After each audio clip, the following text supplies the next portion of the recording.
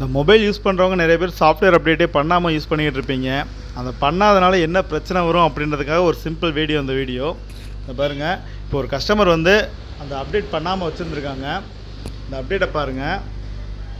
இந்த blue colour ஓடுது பார்த்தீங்களா? இந்த ப்ளூ கலர் வந்து ஃபுல்லாக 100% ஓடினா தான் சாஃப்ட்வேர் அப்டேட் முழுமையடையும்.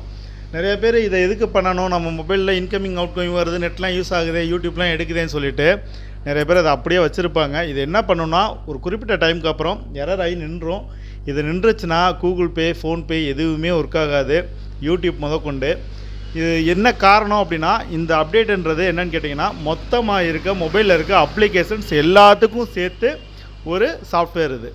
அதாவது ஒவ்வொருத்தர் யூஸ் பண்ணுற அப்ளிகேஷனுக்கு தனித்தனியாக சாஃப்ட்வேர் இருக்கும். அதாவது இப்போ யூடியூப் ஓப்பன் பண்ணுறீங்க அப்படின்னா யூடியூப்க்கு மட்டும் அப்டேட் கொடுத்துருப்பாங்க. அது வெறும் ஒரு 50 MB 30 MB 13 MB இந்த மாதிரி வரும். அது சடனாக ஓடிடும், உங்களுடைய மொபைல் நெட்லேயே ஓடிடும்.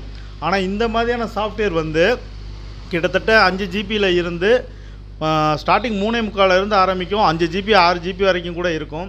இந்த மாதிரியான சாஃப்ட்வேர் உங்களுடைய மொபைல் நெட்டில் ஓடாது.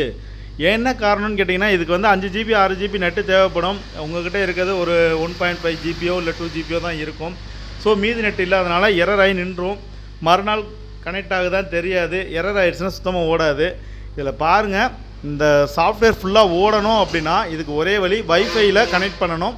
அப்படி இல்லைனா உங்களுடைய மொபைல் சிம் கார்டில் 2 ஜிபி நெட்டு இருக்குன்னா எக்ஸ்ட்ராவாக ஒரு 5 ஜிபி நீங்கள் போட்டுட்டு அதுக்கப்புறம் இதை ரன் பண்ணணும்.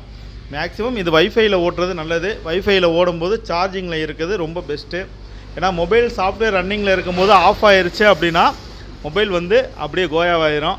அது ஒரு பிரச்சனை இருக்குது. ஸோ இந்த மாதிரியான பிரச்சனைகள்லாம் உங்களுக்கு வருது அப்படின்னா அந்த சாஃப்ட்வேர் அப்டேட்டை செக் பண்ணுங்கள். இது எங்கே இருக்குன்னு கேட்டிங்கன்னா, செட்டிங்ஸில் இருக்கும். நீங்கள் மேலே இருந்து ஸ்க்ரோல் பண்ணிங்கன்னா இந்த இடத்துல ஒரு சக்கரமாட்டம் இருக்கும். அதுக்குள்ளே போங்க.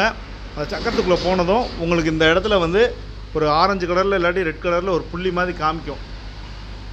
அந்த மாதிரி காமிச்சிருச்சு அப்படின்னா சாஃப்ட்வேர் அப்டேட். அந்த லைன் பேர் பார்த்தீங்கன்னா சாஃப்ட்வேர் அப்டேட்டு. இந்த இடத்துல தெரியும் உங்களுக்கு. இங்கே வந்து ஒரு ரவுண்ட் பண்ணி நிற்கும்.